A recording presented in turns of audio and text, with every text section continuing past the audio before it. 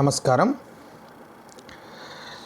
మనం ఇంత మునుపున్న వివిధ భాగాలలో విభీషణ శరణాగతికి సంబంధించిన ముఖ్య పాఠ్యాంశం వివరిస్తూ వింటూ వచ్చాం.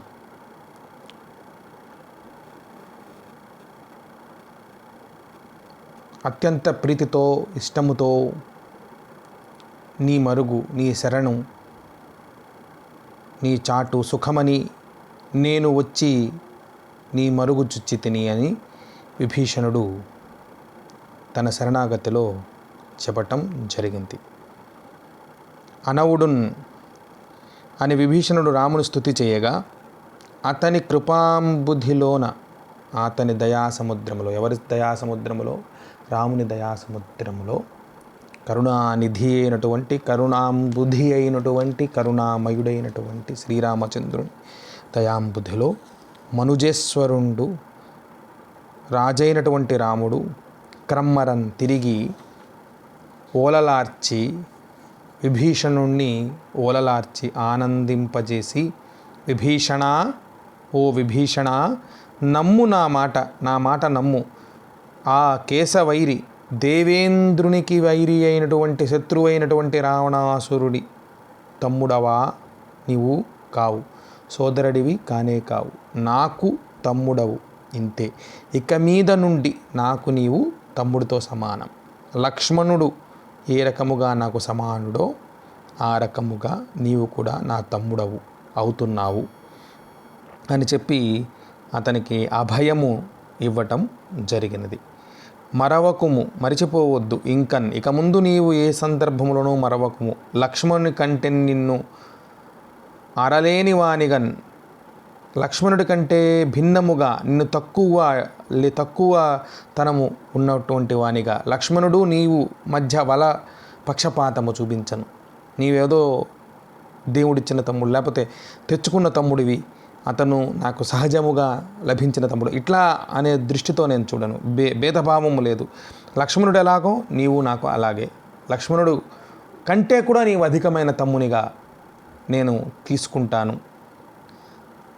ఆత్మన్ కైకుంటిని, నిన్ను ఒక ఆత్మబంధువుగా నా మనస్సులో నేను నిన్ను స్వీకరించాను. నీకు శరణాగతిని ప్రసాదించటము ద్వారా నేను స్వీకరించాను అనే విషయాన్ని చాలా స్పష్టముగా రామచంద్రుడు చెబుతూ ఉన్నాడు. అని అతని భయంబు ఉడిపి, అతని భయము తీర్చినవాడై, తీర్చినవాడై, ఉడుపుట అంటే మామూలుగా మనం ఇలా పట్టేది అంటే మొత్తము వదిలేటట్టుగా చేయడం. అతని భయము లేకుండా చేసినటువంటి వాడు అతని భయంబు ఉడిపి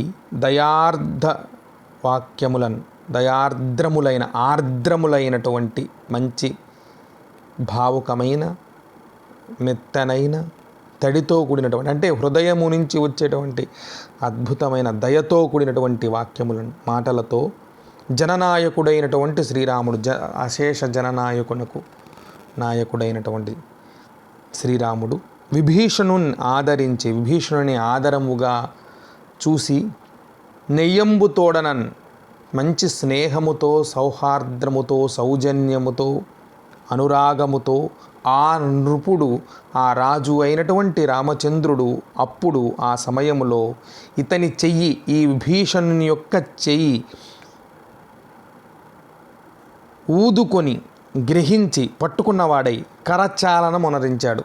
కోవిడ్-19 రోజులు, ఈ రోజులు, ఇప్పుడు మాత్రం మనం కరచాలనం చేయకూడదు. అప్పటికి ఇంకా ప్రకృతి చాలా సుభిక్షముగా ఉంది కనుక ఆ సందర్భంలో విభీషణుడిని రాముడు కరచాలనం చేశాడు. అతని ఇదిని స్వీకరించాడు. వార్ధిన్ సముద్రమునకు చేరంగబోయి దగ్గరగా వెళ్ళి సుగ్రీవునితో మైత్రి చేసినప్పుడు కొండ గుహలో, ఋష్యమూక పర్వతపు కొండ గుహలో చేయటం చేత అక్కడ అగ్నిని వ్రేల్చి పవిత్రమైనటువంటి అగ్ని యొక్క సాక్షిగా, అగ్ని సాక్షిగా మైత్రిని చేశారు సుగ్రీవుడు రాముడు. రామ సుగ్రీవుల మైత్రి కి సాక్షి అక్కడ అగ్ని, ఇక్కడ సముద్రుడు, అశేషమైన జల నిధి సముద్రుడే ఇక్కడ సాక్షి. ఆ రకముగా అందుకని సముద్రుని వద్దకు చేరంగబోయి, దగ్గరగా వెళ్ళి, వార్ధి సముద్రమునకు చేరంగబోయి, విభీషణుడా, ఓ విభీషణ, మాకు ఇక్ష్వాకు వంశములో జన్మించినటువంటి నాకు నాకారి శక్తియున్, స్వర్గానికి శత్రువైన రావణుని శక్తి గురించి, నమ్మిన బలమున్, అతని నమ్మదగ్గ సైన్యము గురించి నిజముగా చెప్పు, వారి యొక్క శక్తి ఏమిటి అనేది చెప్పు అని రాముడు అడగగా, విభీషణుడు ఆ రామచంద్రుని కనుగొని ఆ రాముని చూసి మ్రొక్కి నమస్కరించిన వాడై నిక్కముగా విన్నవించిన నిజమును తెలుపుతూ ఉన్నాడు అనటంతో మన పాఠ్యభాగం ముగిసింది. ఆ తర్వాత వాళ్ళ మైత్రి సముద్రుని సాక్షిగా తీసుకోబడింది. ఆ తర్వాత బలాబలాలన్నీ కూడా చర్చించుకున్నారు. వారిధి దాటిన తర్వాత గుడారాలు వేసుకున్నారు. అక్కడ మళ్ళా అనేక విషయాలు తెలుసుకున్నారు. ఇవన్నీ కూడా వర్ణించబడ్డాయి. అది యుద్ధకాండలోనే కొనసాగింది. యుద్ధములో రావణ సంహారం జరిగింది. పుష్పక విభీషణుడిని మొట్టమొదటిసారి సముద్ర తీరంలో ఎక్కడైతే కలుసుకున్నాడో అక్కడ లక్ష్మణుని చేత అభిషిక్తమునరింపజేశాడు. తాత్కాలికముగా, శాశ్వతముగా రావణ వధానంతరం మళ్ళా పునః పట్టాభిషేకము చేసి అతడు కుబేరుని రావణాసురుడు జయించి తీసుకుని వచ్చిన పుష్పక విమానం అనే విమానము విభీషణుడు ఏర్పాటు చేయగా సీతాదేవితో కూడినవాడై, సకల వానర కోటితో కూడినవాడై అయోధ్యకు మరలి వెళ్ళి అక్కడ అతనికి పట్టాభిషేకము, మళ్ళా తల్లులతోనూ గురువుతోనూ మిగిలిన ఇద్దరి సోదరులతోనూ అయోధ్యాపుర ప్రజలతోనూ పునఃసమాగము జరిగింది. సంతోషముగా రామాయణం ముగిస్తుంది. ఇది కావ్యం, రామాయణ కావ్యం యొక్క అంతిమ ఇది. అంటే పూర్వ పరములు మనం మళ్ళా ప్రస్తావించుకోవాలి కనుక పరము కూడా అది తర్వాత జరిగినటువంటి కథ. విభీషణుని యొక్క స్థుతి చాలా ప్రధానంగా ఇక్కడ చెప్పబడింది. విభీషణుని యొక్క శరణాగతికి ప్రధానమైనది స్థుతి. ఆ స్థుతి ఎంత అద్భుతముగా చేశారో మనం కిందటి భాగంలో, చాలా సుదీర్ఘమైన స్థుతి, దాదాపు అంతా కూడా ఒకటే భాగంలో, 4వ భాగంలో మనం చూసి ఉన్నాం. ఆ 4వ భాగంలో భగవంతుని యొక్క అపర అవతారముగా చూపించబడ్డాడు. వాల్మీకి మహర్షి అటువంటి ప్రస్తావన చేశాడా లేదా అనేది పక్కన పెడితే, గోనబుద్ధారెడ్డి కాలమునకు సామాజికముగా రామచంద్రుడంటే దైవస్థానము పొందినవాడు, దశావతారాల్లో ఒకటిగా చెప్పబడుతూ ఉన్నవాడు, విస్తృతమైన ప్రచారం ఉన్నటువంటి వాడు, దక్షిణ భారతదేశంలో భక్తి ఉద్యమమునకు కేంద్ర బిందువుగా ఉన్నటువంటిది రామభక్తి. కాబట్టి అటువంటి స్థానంలో ఉన్నటువంటి రాముని యొక్క స్థుతిని అద్భుతముగా కవి చేశాడు. పరాత్పరుడు, త్రిమూర్తాత్మకుడు, త్రిగుణాత్మకుడు, అన్ని గుణములు కలిగినటువంటి వాడు, గుణాతీతుడు, త్రిగుణాతీతుడు, చతుర్దశ భువన పాలకుడు, 14 లోకములను పరిపాలించేవాడు, పరమాత్మకు స్వరూపముగా చెప్పబడ్డాడు. ఋషి యొక్క దృక్పథం భిన్నముగా ఉంటుంది, కవి యొక్క దృక్పథం భిన్నముగా ఉంటుంది. కవి కావ్యం యొక్క అందము కోసం అనేక మార్పులు చేర్పులు చేస్తాడు. ఋషి చాలా తటస్థముగా చెబుతాడు. సారస్వతాలోకం అనేటువంటి, నేను దాదాపు ఈ ప్రస్తావన చేస్తూ సాంకేతిక లోపం వల్ల నేను పూర్తిగా దానిని నేను మీకు అందించలేకపోయాను కిందటిసారి భాగంలో. సారస్వతాలోకం అనేటువంటి ఒక వ్యాస సంపుటిలో తిక్కన తీర్చిన సీతమ్మ అని రాళ్లపల్లి అనంతకృష్ణ శర్మ గారు చేస్తూ, ఋషి దృష్టి భిన్నమైనటువంటిది. ఋషి యొక్క దృష్టి వేరు. తిక్కన ఒక ఋషిగా కాకుండా ఒక కవిగా ఉత్తర రామచరిత్రలో ఎలాంటి సీతను ఎలా చెప్పాడని చెబుతూ వర్ణించారు. అలానే మనం చూస్తే ఋషి యొక్క దృష్టి భిన్నమైనటువంటిది. ఒక కర్మయోగిగా ఒక రాముడు ఉత్తమోత్తమైనటువంటి మానవుడిగా, ఒక నరశార్దూలముగా అతడు పడినటువంటి కష్టాలు, అతను సత్యనిష్ట చాలా నొక్కి వక్కాణించబడ్డాయి.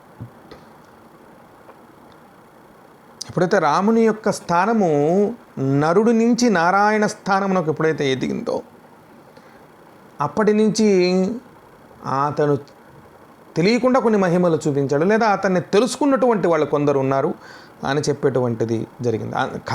కథని మార్చకుండా ప్రధానమైన కథాంశాల్లో ఉన్నటువంటి అంశాలని స్వీకరించి అతనికి పతిత పావనత్వం ఆపాదించబడింది అహల్య విషయంలో. శరణాగతి ఇక్కడ విభీషణుడికి ఆపాదించబడి, విభీషణ శరణాగతిలో విభీషణుడు సర్వోత్తమమైనటువంటి పరంజ్యోతి స్వరూపముగా, పరమోన్నతమైన సత్యముగా, నారాయణుడే ప్రత్యక్షముగా నరుడి రూపములో రాముడిగా ఉన్నాడు అని నమ్మి శరణు వేడినట్లుగా చెప్పినట్లుగా మనకి ఇక్కడ కనపడుతుంది. ఆ స్థుతి మనకు ఆ రకమైనటువంటి బలమును ఇస్తూ ఉన్నది. అంటే 13వ శతాబ్దము నాటికి స్పష్టముగా మన తెలుగు నాట రామభక్తి బాగా ప్రచారములోకి వచ్చేసి ఉన్నది. దాన్ని మరింత దానికి సంబంధించిన బలము సంపాదించి వైష్ణవ ధర్మమును పోటాపోటీగా నిలబెట్టాలి అనేటువంటి తపన కవిలో మనకు కనపడుతూ ఉన్నది. అందుకనే కవి త్రిగుణాతీతుడు, త్రిమూర్తాత్మకుడు, మహేశ్వరుడు, లయకారకుడైన మహేశ్వరుడు కూడా రాముడిలో భాగం. కాశీలో తారక మంత్రమును ఉపదేశిస్తాడు శివుడు అని ఒక నమ్మకం, హిందువుల యొక్క ప్రగాఢమైన విశ్వాసం. ఆ తారక మంత్రం ఏమై ఉంటుంది అంటే అది రామమంత్రమై ఉంటుంది అని చెప్పి చాలా అద్భుతంగా ప్రతిపాదన చేశారు. అంటే సామాజికముగా చూస్తే అది తర్వాతి కాలంలో ప్రతిపాదించబడింది అని కూడా కొందరు చెప్తారు. కాబట్టి శివుడు సదా ధ్యానం చేసేది రాముణ్ణి అనేటువంటి భావన చాలా గొప్పగా ఉంది. అందరి భాగవతుల్లో కల్లా అత్యుత్తమమైన భాగవతుడు ఆయన అని చెప్పబడింది, శివుడు అని చెప్పబడింది. అలానే విభీషణుడు ఇక్కడ మనకి భాగవతులుగా చెప్పబడినటువంటి లిస్ట్ ఏదైతే మనకి ఉందో దానిలో ఉన్నాడు. మహాభాగవతుడిగా విభీషణుని మనం స్మరిస్తూ ఉంటాం. కాబట్టి విభీషణుడు చేసినటువంటి ఈ శరణాగతికి అంత ప్రాధాన్యత ఉంది. దానిని మనం గమనించాలి. ఇక మనకి పాఠ్యభాగము నుంచి నేర్చుకోవలసినటువంటి విషయాలలో ప్రధానంగా ఈ పాఠ్యభాగం ఎందుకు పెట్టారు అంటే, చారిత్రకముగా చూస్తే కీలకంగా అటు శివకవి యుగములో శైవం సంబంధించినటువంటి కవులు చేస్తున్న రచనలు ఒకవైపు, ఇక వైష్ణవ భక్తితో కూడుకున్నటువంటి కొన్ని రచనలు ఏ రకముగా వచ్చాయి అని చెప్పేందుకు దీనిని తీసుకోవడం జరిగింది. అదే సందర్భములో మనకి తెలుగులో తొలి రామాయణంగా చెప్పబడేది రంగనాథ రామాయణం.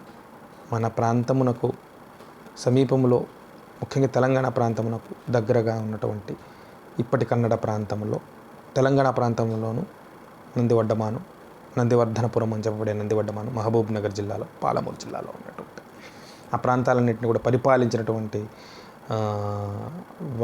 వీళ్ళు కాకతీయులకు సామంతులుగా కూడా సుప్రసిద్ధులు, గోన వంశస్థులు. ఆ వంశము నుంచి రాసినటువంటి బుద్ధారెడ్డి రాసినటువంటి ఈ కావ్యాన్ని పరిచయం చేయాలి అనేటువంటి అంశం కూడా ఒకటి దోహదమైంది. ఇక శరణాగతి అనేది మానసికంగా కొంత బలాన్ని ఇస్తుంది అనే విషయాన్ని నేను ఇంత మునుపు పాఠం చెప్పేటప్పుడే చెప్పి ఉన్నాను, ప్రస్తావన చేశాను. తర్వాత శత్రువు వస్తున్నాడు అంటే సాధారణంగా శత్రువుని చూడంగానే సాధారణంగా కపులని కాదు, అక్కడ వానరులని కాదు, ఎదుటి పక్షంలో వాళ్ళు ఎప్పుడు కూడా ఎలా యుద్ధం చేయాలనే తహతహలాడతారు.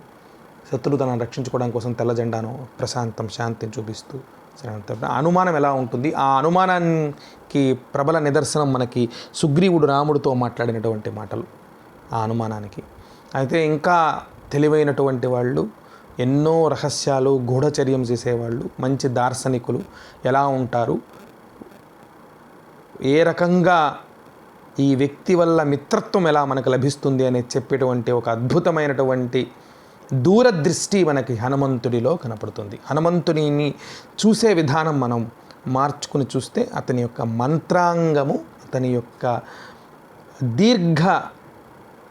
దార్శనికత, దర్శనము, అంటే ఒక దార్శనికత అతనిలో మనకు చాలా స్పష్టంగా కనపడుతుంది. రామచంద్రుడిలో ఒక వీరాధివీరుడు, ధీర శాంతమూర్తితో పాటు కరుణాగత వత్సలుడు, శరణాగత వత్సలుడు, కరుణా సముద్రుడు అయినటువంటి రామచంద్రుని మనం అక్కడ చూడవచ్చు. అతను శత్రువైనా సరే నేను శరణంటే మాత్రం తప్పక ఇస్తాను అని చెప్పినటువంటి మాట. ఇవి ఒక ఉత్తమోత్తమైనటువంటి ఆదర్శ పురుషుడిగా రాముడు యుగ యుగాలలో ఎందుకు నిలిచిపోయాడు అనేటువంటి దానికి ఒక నిదర్శనముగా మనకి అతని యొక్క వ్యక్తిత్వము యొక్క ఔన్నత్యమునకు చిహ్నముగా ఈ పాఠం మనం చూడవచ్చు. అంటే మనము కూడా అలాంటివి నేర్చుకుని ఒక అద్భుతమైన ఆదర్శ పురుషునిగా మారగలిగితే మన చరిత్ర, మన నడవడికత లోకారాధ్యమై లోకములో చరిత్రగతిలో, అంటే మనం హిస్టారికల్గా చరిత్రగతిలో మన చరిత్ర, మన నడవడిక, మన గొప్పదనం మిగిలిపోతుంది. చరిత్రను సృష్టించే వాళ్ళంగా మారతాము అనేది గుర్తించాలి. చరిత్రను చదవటము కాదు, చరిత్రను సృష్టించడం గొప్పది అంటాడు నెహ్రూ. కాబట్టి ఆ రకంగా ఆలోచిస్తే చరిత్రను సృష్టించేటట్లుగా మనకి కొన్ని గొప్ప విలువలని ఇచ్చేటువంటి పాఠ్యభాగము ఈ విభీషణ శరణాగతి అనేటువంటి పాఠ్యభాగం. ప్రతి పాఠ్యభాగము నుంచి కూడా సమకాలీనమైనటువంటి సత్యమును అన్వేషించే ప్రయత్నము మనం చేస్తే తప్పకుండా మనకు సమకాలీనమైనటువంటి సత్యం స్పష్టంగా కనపడుతుంది. పాఠ్యభాగం అంతా కూడా మనం పూర్తి చేసుకున్నాం. మనకి ప్రాచీన సాహిత్యములో మనకి ఎగ్జామినేషన్ ప్యాటర్న్లో ప్రతిపదార్థ తాత్పర్యాలు చాలా ముఖ్యమైనటువంటిది. కానీ ఇది ద్విపద అవ్వటం కారణంగా కేవలం రెండు పాదాలు నిరంతరం సాగిపోయే ఒక ప్రవాహంలాగా సాగే రెండు పాదాలు ద్విపద గనక ద్విపాద అనాలి. అసలు నిజానికి ఎందుకో ద్విపద అని పేరు పెట్టారు. ద్విపద గనక ఈ రెండు పాదములతో సాగేటువంటిది కనుక దీనికి ఎక్కడ మనకి ప్రతిపదార్థ తాత్పర్యాలు ఉండవు. అందుకని మొట్టమొదటి పాఠమైనటువంటి ధర్మజుని వాక్చాతుర్యము, మూడో పాఠమైనటువంటి గుణనిధి నుంచి మాత్రమే మనకి వస్తాయి ప్రతిపదార్థ తాత్పర్యాలు. ఇక్కడ మనకి ప్రతిపదార్థ తాత్పర్యాలకు ఆస్కారమే లేదు. కాబట్టి ముఖ్యమైనటువంటి సందర్భ సహిత వ్యాఖ్యలని చూసే ప్రయత్నం చేద్దాం. ఏదన్నా ఒక పాఠ్యభాగములో సందర్భ సహిత వ్యాఖ్యలు ఎలా నేర్చుకోవాలి అంటే పాఠ్యభాగమును మనము 2 లేదా 3 సార్లు చదివి తీరాలి. ఒకటి పాఠము వినడం, ఉపన్యాసకులు మన అధ్యాపకులు చెప్పినటువంటి పాఠమును వినడం, శ్రవణం మొదటిది. దాన్ని మననము చేయటం కోసము మనకు నిర్దిష్టమైనటువంటి ఒక టెక్స్ట్ మన కోసం ఇవ్వబడినటువంటి నిర్దేశించబడినటువంటి టెక్స్ట్ పాఠ్యభాగం పాఠ్యాంశం ఎక్కడైతే ఉందో ఆ టెక్స్ట్ బుక్ కొనుక్కొని చక్కగా చదవటం. ఇప్పుడు కోవిడ్-19 రోజులండి మాకు దొరకపోవచ్చు. మేము చాలా గ్రామాలలో ఉన్నాం. నా దగ్గర సెల్ ఫోన్ అయితే, స్మార్ట్ ఫోన్ అయితే ఉన్నది. ఇంకేదో పుణ్యం చేత మా దగ్గర కొంత ఇంతో నెట్ ఉన్నది, కానీ పాఠ్య పుస్తకాలు కొనేటువంటి అలవాటు లేదు అనుకుంటే నెట్లో రంగనాథ రామాయణం PDF అని కొడితే చక్కగా మనం డౌన్లోడ్ చేసుకోవచ్చు, దిగుమతి చేసుకోవచ్చు. చేసుకున్న తర్వాత యుద్ధకాండలో ఈ భాగాలకు వెళ్ళవచ్చు. వెళ్ళినప్పుడు ఆకాశ మార్గములో అతను రావటం దగ్గర నుంచి సముద్రము దగ్గరికి రాముడు వెళ్ళి లంకాధీసుని యొక్క బలాబలాలు చెప్పండి అనే దగ్గర దాకా ఉన్నటువంటిది మనకి నిర్దేశించబడిన పాఠ్య అంశం విభీషణ శరణాగతి. కాబట్టి అది బాగా 2 లేదా 3 సార్లు చదువుకుంటే సందర్భ సహిత వ్యాఖ్యలు తప్పకుండా ఎక్కడ ఏ మూల నుంచి ఈ సందర్భ సహిత ఈ నిర్దేశించబడిన పాఠ్యభాగం సిలబస్లో ప్రణాళికలో ఉన్నటువంటి దానిలో నుంచి ఇచ్చినా కూడా చాలా చక్కగా హాయిగా రాయవచ్చు. కాబట్టి ఎటువంటి ఇది ఉంటుంది. 2-3 సార్లు చదివి ఉండాలి. దానివలన మనకు భాషా జ్ఞానం పెరుగుతుంది. పాఠ్యాంశమును సందర్భ సహిత వ్యాఖ్యలే కావు, వ్యాసరూప సమాధానములు, సంక్షిప్త సమాధానములు, ఏకవాక్య సమాధానములు బహుళైచ్ఛిక సమాధానములు. ఇప్పుడు ఏకవాక్య బహుళైచ్ఛిక సమాధానముల యొక్క పరంపర మనకు మామూలు పరీక్షల్లో కూడా అధికమయ్యే సూచనలు అధికంగా కనపడుతూ ఉన్నాయి భవిష్యత్తులో. కాబట్టి ఆ దిశలో మనం ఆలోచిస్తే మనం టెక్స్ట్ బుక్లో ఉన్నటువంటి దాన్ని బాగా చదువుకుంటే ఎక్కువ ఫలం, అధికస్య అధికం ఫలం. ఎంత ఎక్కువగా చదువుకుంటే అంత ఎక్కువ ఫలితం కూడా లభిస్తుంది. టెక్స్ట్ బుక్ చదివినటువంటి వాడు ఆ పదాలను కొన్నిటిని అక్కడ వాడతాడు పరీక్షలో వ్యాసరూప సమాధానాలలో. తద్వారా అతను పాఠ్యభాగం చదివాడు అని చెప్పి ఎగ్జామినర్ ఎవరైతే మీ పరీక్ష పత్రమును దిద్దుతూ ఉన్నాడో అతను తప్పకుండా గుర్తించి ఎక్కువ మార్కులు వచ్చే అవకాశం ఉంటుంది. మార్కెట్లో దొరికే గైడ్లు మొదలైనవి కేవలం ఊరికేదో కొంత మార్గనిర్దేశం చేయడానికి చేయవచ్చు అనను, కానీ టెక్స్ట్ బుక్ అనేది చాలా కీలకం.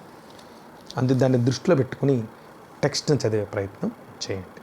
ఇక్కడ నేను కొన్ని ముఖ్యమైన సందర్భ సహిత వ్యాఖ్యలు ఇక్కడ నేను టైప్ చేసి మీకు పీపీటీలో ఇస్తున్నాను. అంటే దాని అర్థం ఈ 14-15 వస్తాయని కావు. ఈ 14-15 చాలా ముఖ్యమైనవి, వీటిని చూడండి అని అర్థం. ఇవి కాకుండా వేరేవి కూడా రావచ్చు. పాఠ్యభాగంలో ఎక్కడి నుంచైనా అడగవచ్చు. ప్రశ్నాపత్రమును కూర్చేటువంటి వాడు ఎక్కడి నుంచైనా అడగవచ్చు. కాబట్టి ఎక్కడి నుంచైనా రావచ్చు. కాబట్టి మనం పాఠ్యభాగం మొత్తం చదువుకుంటే చాలా ఎక్కువగా ఫలితం లభిస్తూ ఉంటుంది. సరే, సందర్భ సహిత వ్యాఖ్యలలో మనము మొట్టమొదట రాయవలసింది కవి పరిచయం. సాధారణంగా ఇందులో ఇచ్చినటువంటి ప్రతి సందర్భ సహిత వ్యాఖ్యకు కూడా ఈ వాక్యములు లేదా ఈ వాక్యము గోనబుద్ధారెడ్డి విరచించిన రంగనాథ రామాయణములో విభీషణ శరణాగతి అనే పాఠ్యభాగంలోనిది. సందర్భం మమ్ముబంపు సుగ్రీవ మమ్మంపు దేవ మొదటిది ఇక్కడ మనకి స్లైడ్లో కూడా కనపడుతూ ఉన్నది. అందులో మమ్ముపంపు సుగ్రీవ మమ్మంపు దేవ మొట్టమొదట మనకి పాఠ్యభాగం ప్రారంభంలో వచ్చింది. ఆకాశ మార్గములో శత్రుపక్షమునకు సంబంధించినటువంటి దీర్ఘకాయుడైనటువంటి ఒక రాక్షసుడు అతని యొక్క పరివారము రావడాన్ని చూసి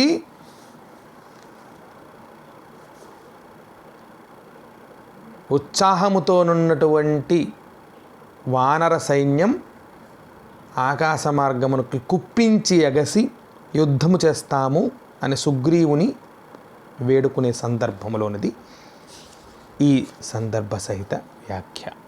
ఇక వ్యాఖ్య చేయాలి.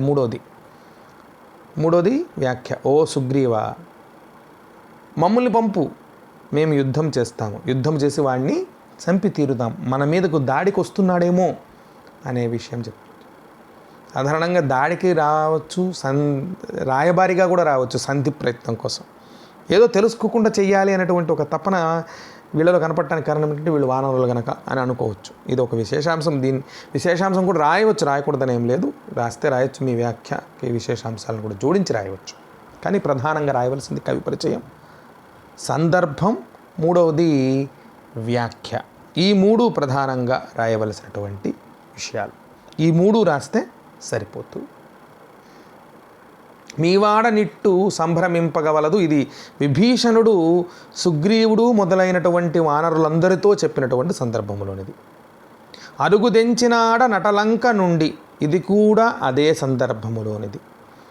తాన నీటిలోనున్న చంపుదునని తాన వీటిలోనున్న చంపుదునని ఓటిల్ల కాడే. ఎవడు ఇది ఎప్పుడు చెబుతూ ఉన్నాడు? ఆ పైనుంచి చెప్పే సందర్భం అదే. కానీ రావణాసురుడు తన గృహములోనే విభీషణుడు ఇంకా ఉంటే చంపుతాను అని చెప్పి కూడా అవమానించి గెంటి వేశాడు అని చెప్పుకుంటున్న సందర్భంలో నాకు చూడంగా వీని నమ్మరాదు, అది రామునికి సుగ్రీవుడు చెబుతూ ఉన్నటువంటి మాట. దీనిలో ప్రధానమైన పాత్రలు, మాట్లాడే పాత్రలు ఏమున్నాయి అంటే, మొదటిది విభీషణుడు.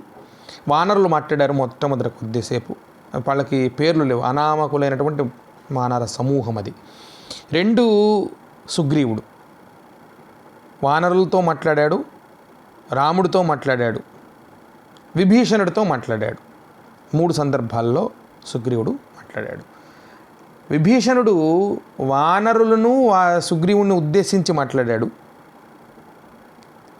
సుగ్రీవునితో మాట్లాడాడు, చిట్ట చివరిగా రాముని స్తుతిస్తూ మాట్లాడాడు. 4వ పాత్ర ఏమిటంటే హనుమంతుని యొక్క పాత్ర. హనుమంతుడు రామునికి సలహా చెప్పే సందర్భంలో మాట్లాడిందే ఇక్కడ మనకి పాఠ్యాంశంలో ఉంది, ఇంకా వేరే సందర్భాల్లో ఎక్కడ లేదు. 5వది రామపాత్ర. రామపాత్ర హనుమంతుడు సుగ్రీవుడు చెప్పిన సలహాలకు ప్రతిస్పందిస్తూ చెప్పినటువంటి సమాధానం, విభీషణుడితో మాట్లాడినటువంటి సందర్భం, అంతే. ఇవి సందర్భాలు. ఈ సందర్భాల్లోనే అన్ని సందర్భాలు ఉన్నాయి, ఇమిడి ఉన్నాయి. కవి పరిచయం అదే, కేవలం వ్యాఖ్య మాత్రం మనం రాయాలి. చాలా సరళంగా రాయబడినటువంటి రామాయణం. ఇప్పటికీ కూడా చక్కగా ద్రాక్షాపాకములో రాయబడినటువంటి రామాయణం. ఆ రోజుల్లో ఇంకా ద్రాక్షాపాకం. మామూలుగా మనకి పాకములనే 3 రకాల పాకములు: ద్రాక్షాపాకము, కదలీ పాకము, నారికెల పాకం అని 3 రకాలు ఉంటాయని సాహిత్యంలో అంటారు. ద్రాక్ష పండు మనం నోట్లోకి వేసుకోగానే టక్కన, ఇప్పుడైతే సీడ్లెస్ కూడా వస్తున్నాయి కాబట్టి ఇంకా తేలిగ్గా నమ్మచ్చు. అప్పట్లో సీడ్ ఉండేది, సీడ్ ఉమ్మాలి, అప్పుడు చాలా తేలిగ్గా తీసుకోగలిగింది. కదలి అంటే కొంచెం అరటిపండు తోలు తీయాలి, కొంత నమలాలి మనం. నారికేళం అంటే అన్నిటికంటే కష్టమైనది. నారికేళంలో ఉన్నటువంటి మధురమైన జలము కావాలన్నా, మధురమైన కొబ్బరి కావాలన్నా కూడా బాగా కొట్టాలి, తీయాలి, చాలా పనులు చేయాలి. పీచు లేకపోతే ఎండబెట్టాలి, కొబ్బరికాయ చేయాలి, దాన్ని కొట్టాలి, మళ్ళీ నీళ్ళు తీసుకోవాలి, తాగాలి, లేదా కొబ్బరి తినాలంటే కూడా దాన్ని కోరాలి, లేదా ముక్కలు చేసుకోవాలి, కొట్టుకోవాలి, రకరకాల ప్రయత్నాలు చేయాలి. అంటే బాగా ఆలోచించాల్సినటువంటి ప్రయత్నం ఉన్నది. ఇది ద్రాక్షాపాకంలో చాలా అద్భుతంగా రాయబడింది. అంటే కేవలం చారిత్రక కారణాల్లో మనం చాలా కాలం 1000 ఏళ్ల కాలం తర్వాత ఉన్నాం, దాదాపు 800 ఏళ్ల కాలం తర్వాత ఉన్నాం గనక కొన్ని పదాలు, అప్పటి అచ్చ తెలుగు పదాలు కొన్ని, అప్పటి పదాలు కొన్ని ఇప్పుడు మనం వ్యవహారికంలో లేకపోవడం చేత వాటిని మళ్ళీ అర్థాలు చూసుకోవాల్సిన అవసరం ఏర్పడుతుంది. లేకుంటే ఇది చాలా సరళంగా ఉన్నటువంటి అద్భుతమైనటువంటి రామాయణ గ్రంథం. అంటే ఇవన్నీ దృష్టిలో పెట్టుకొని అరుగుదెంచినాడు తాను కపటంబునకు పుట్టినిల్లు అరయ రాక్షసులు. ఈ మాట కూడా సుగ్రీవుడు రాముడితో అన్నటువంటి మాట. మన దశ నుండుట మానైన నీతి అన్నది హనుమంతుడు రాముడితో అన్నటువంటి మాట. శరణని వచ్చిన శత్రువునైనా పరికింప రాచపాడి రక్షింపగా అన్నది రాముడు అన్నటువంటి మాట. రాముడు వాళ్ళందరితో సభలో ఉన్న తన సభికులందరితో అంటున్నటువంటి మాట. ముఖ్యంగా అక్కడ ఉన్న వాళ్ళలో మనకు తెలిసిన వాళ్ళు ఎవరంటే సుగ్రీవుడు, హనుమంతుడు మనకి ఇక్కడ సందర్భంలో తెలిసింది. మర్యాదలిట్టివి మాకులమునకు, ఇది కూడా చెప్పినటువంటిది రాముడే. నీకు కాకెందు నృపులకు జల్లు, ఇది సుగ్రీవుడు రామునితో అంటున్నాడు. నేను ఇలా చెప్పినా కూడా నువ్వు నేను శరణిస్తాను అని చెప్పావు చూడు, అది నీకు తప్ప ఇంకెవరికి చెల్లున్న సందర్భంలో. 1000 నోరుల భోగి విభుడైన నుతులు సేయంగా నోపునే అంటాడు. ఎవరు? రాముని స్తుతిస్తూ విభీషణుడు. నమ్ము విభీషణ, నాకు కేశవైరి తమ్ముడవా కావు నీవు, ఇక ఇంద్రుని వైరి అయినటువంటి రావణాసుడు తమ్ముడువా కావు, ఇక నుంచి నా సొంత తమ్ముడితో సమానము అని చెప్పి రాముడు అభయమిచ్చి విభీషణుని ఓదార్స్తున్నటువంటి సందర్భంలో చెప్పినటువంటి మాట. అభయం ఇప్పుంపుడు అవనీసు చేత, ఇది పైన ఆకాశ మార్గంలో నుంచి వస్తూ వస్తూ వానరులతో అన్నటువంటి మాట. నిఖిలేశ ఈ మాట నిజము నోపు, నిఖిలేశ ఈ మాట నిజముగా నోపు. ఈ మాట ఇది హనుమంతుడు రాముడితో అన్నటువంటి మాట, కపటముతో చెప్పినటువంటి మాట కాదు. అతనిని విభీషణుడిని రావణాసుడు గింటి వేశాడు అనేది ఇప్పుడు అంతా కూడా ప్రచారంలోకి వస్తూ ఉన్నది అనే సందర్భంలో చెబుతూ అన్నటువంటి మాట.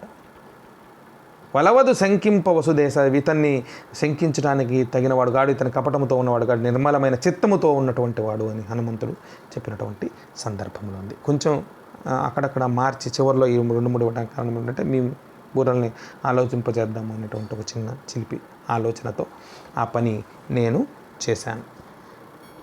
ఇక ఛందస్సు మరియు అలంకారముల ప్రసక్తి నేను తీసుకొని వస్తూ ఉన్నాను. మనకి ఇది కూడా ఒక సిలబస్లో భాగముగా ఉంది కనుక మనకు విభీషణ శరణాగతిలో అలంకారాలకి వెళ్తే మనకు అలంకారాలు స్థూలంగా 2 రకాలు: శబ్దాలంకారాలు, అర్థాలంకారాలు. ఇక్కడ నేను చెప్పబోతున్నవన్నీ కూడా అర్థాలంకారాలు, కేవలం అర్థం ద్వారా వచ్చినటువంటివి అర్థాలంకారాలు. ఉల్లేఖాలంకారం అని మీరు విని ఉంటారు, ఒకవేళ వినకపోతే ఇప్పుడు వినండి.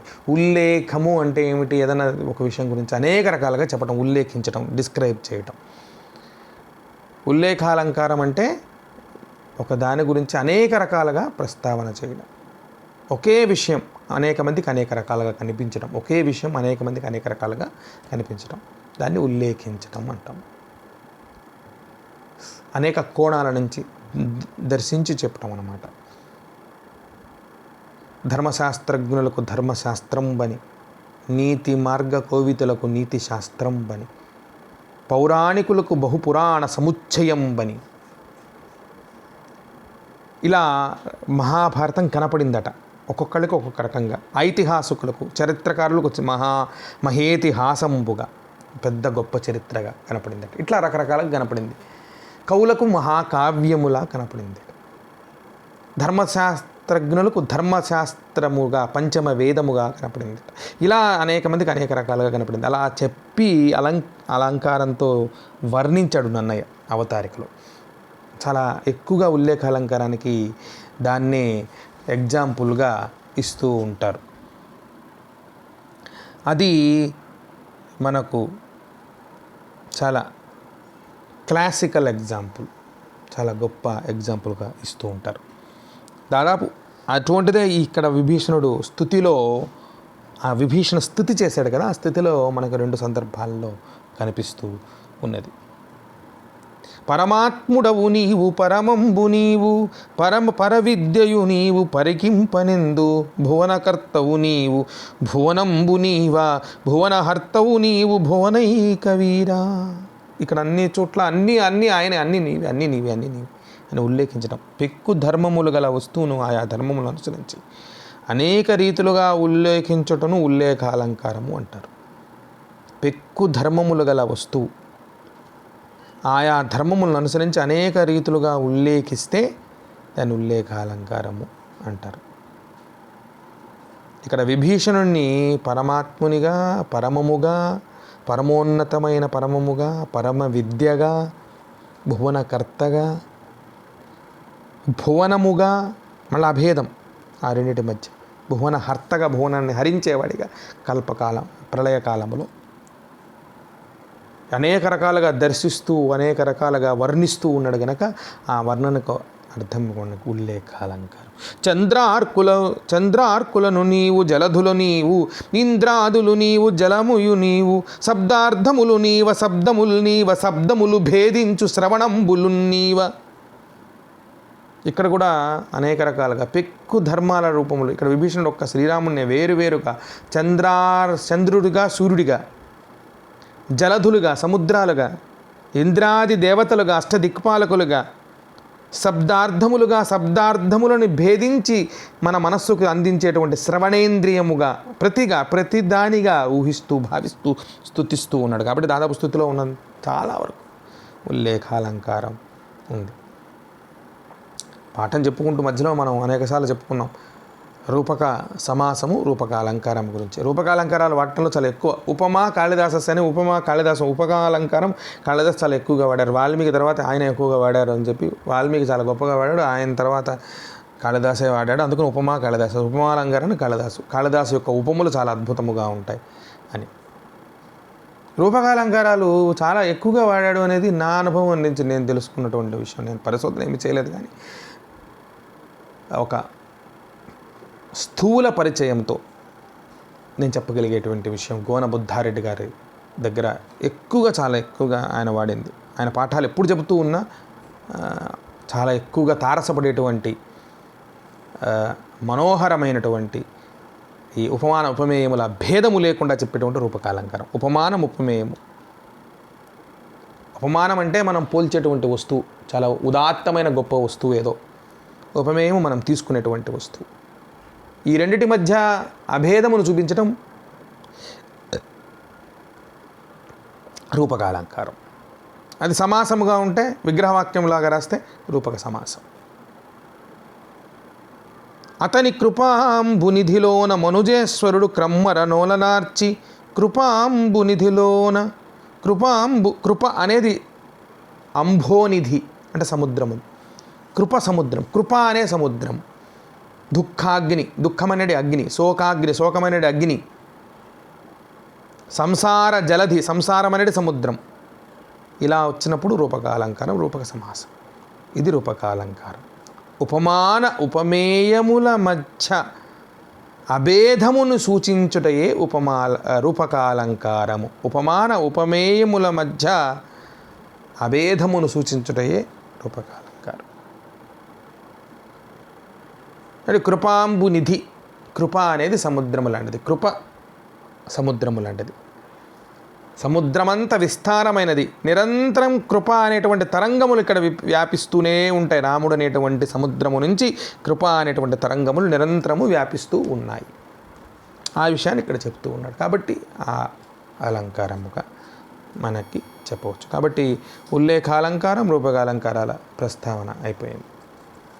ఇక ఛందస్సుకు వస్తే, ఛందస్సులో మీరు ఇప్పటివరకు అనేక సార్లు మీకు చిన్న తరగతుల్లో అయితే వృత్తపద్యముల నుంచే ఎగ్జామినేషన్ పాయింట్ ఆఫ్ వ్యూలో వస్తాయి. డిగ్రీ లెవెల్కి వచ్చిన, ఇంటర్మీడియట్ లెవెల్లో ఉన్న దాదాపు ద్వితీయ భాష రూపంలో ఉన్నప్పుడు ఈ ఛందస్సులో ఎక్కువగా వృత్తపద్యాలు ఇవ్వటమే. అయితే సిలబస్లో భాగంగా మాత్రం మనకు కందపద్యం ఇంకా ఇతరత్ర కూడా ఉండటం డిగ్రీలో ఉంది. జాతి ఉపజాతులన్నీ కూడా ఉండటం కనపడుతుంది మనకి. జాతి పద్యాలలో మనకు ద్విపద ఒకటి, కందపద్యం ఒకటి, ద్విపద ఒకటి. ద్విపద 2 పాదములు ఉంటాయి. ద్విపద ఉర్దూలో ఉండేటువంటి ఉర్దూ కప్లెట్ లాగా. కప్లెట్ అంటేనే 2. దోహే హిందీలో మనకు కనిపించే దోహే లాగా. అంటే అవన్నీ ముక్తకములు, అవి వేరు, ఒకదానికొకటి వేరువేరుగా ఉంటాయి. కానీ ఇక్కడ ద్విపద ఒక కావ్యములో భాగంగా కనపడుతుంది. ప్రతి పాదంలో కూడా 3 ఇంద్రగణములు, 1 సూర్యగణం ఉంటాయి. 3 ఇంద్రగణములు, 1 సూర్యగణం ఉంటుంది. వరుసగా 3 ఇంద్రగణాలు, ఆ తర్వాత 1 సూర్యగణం ఉంటుంది. ప్రతి పాదములో కూడా మొట్టమొదటి అక్షరానికి, 3వ గణం మొట్టమొదటి అక్షరానికి, 3వ గణం మొట్టమొదటి అక్షరానికి యతిమైత్రి ఉంటుంది. పిల్లలు చాలామంది, మీరందరూ ఏం చేస్తారంటే ఛందస్సు అనగానే 3 అక్షరాల గీతలు గీస్తూ ఉంటారు. దాంట్లో చాలామంది చేసే తప్పు ఏంటంటే 0 అదొక అక్షరం అనుకుని వేరు చేస్తారు.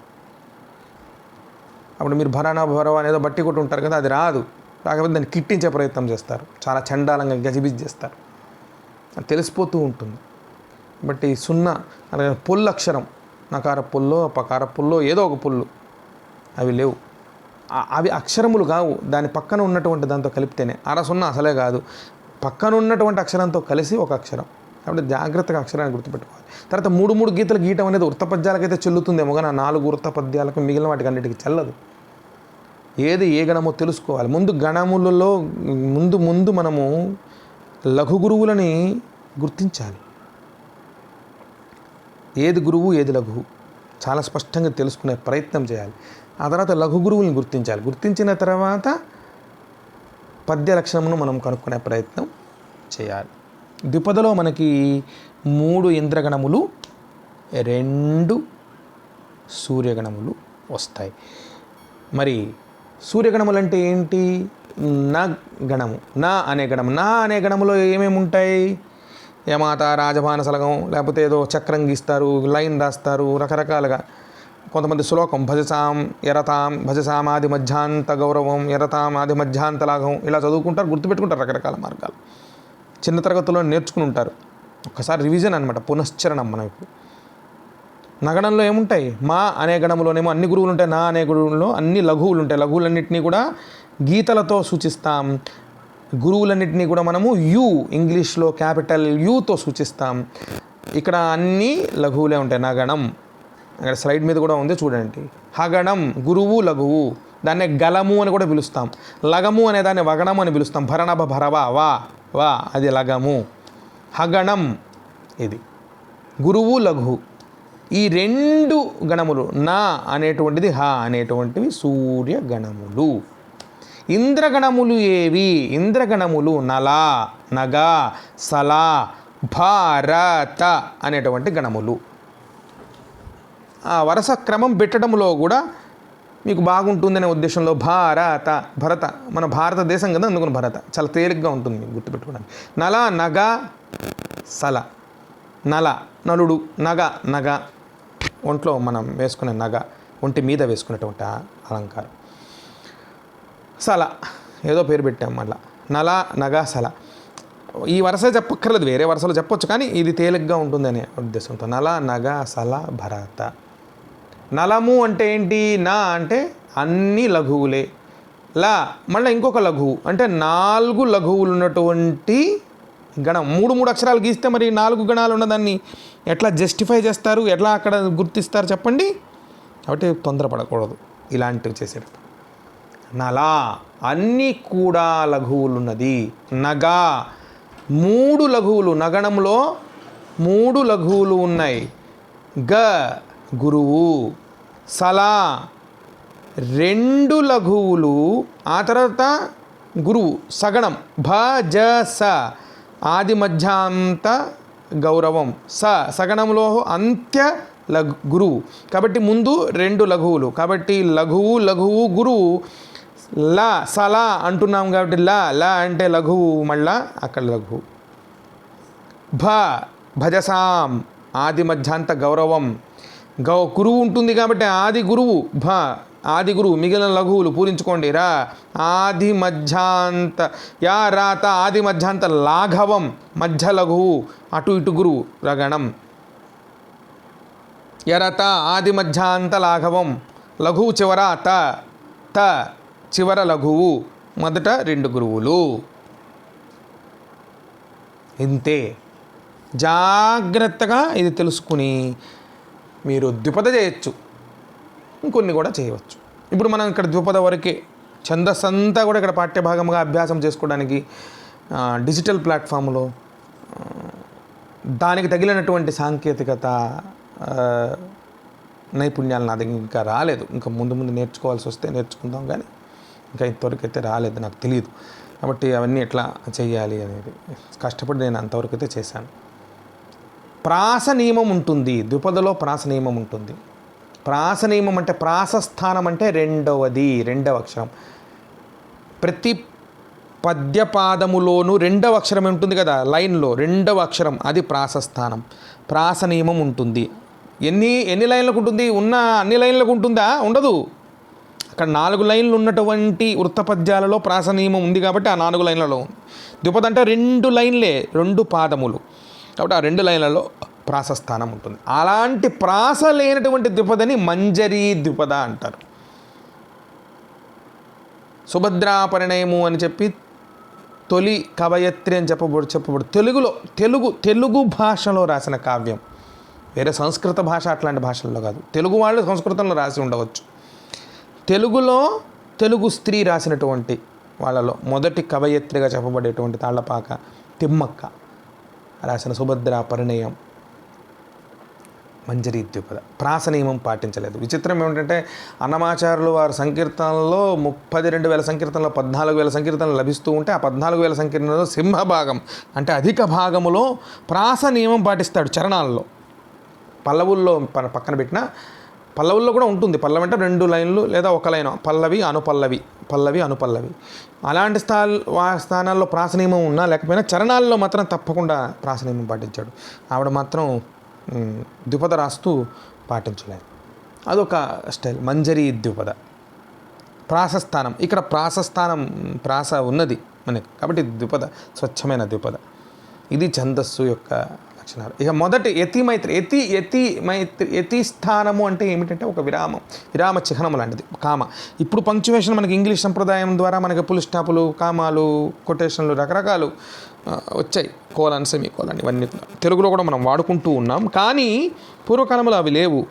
పలుకుతూ మాట్లాడుతూ అంటే పద్యం పాడుకుంటూ వెళ్ళినప్పుడు ఎక్కడో ఒక చోట విరామస్థానం ఉండాలి, గురక తిప్పుకోవడానికి వీలు. ఆ విరామస్థానము ఉత్పలమాలలో 10, చంపకమాలలో 11 ఇట్లా మనకి నేర్చుకున్నాం. అలానే ద్విపదలో మొదటి గణం, మొదటి అక్షరం లైన్లో మొట్టమొదటి అక్షరానికి 3వ గణం, అది నా వరుసగా 3 ఇంద్రగణాలు అన్నీ కూడా 4 అక్షరాల గణాలే. నల నగ సల రాసాము అనుకోండి అంటే 4, 12 అయిపోయి 13వ అక్షరం దగ్గర ఉంటుంది.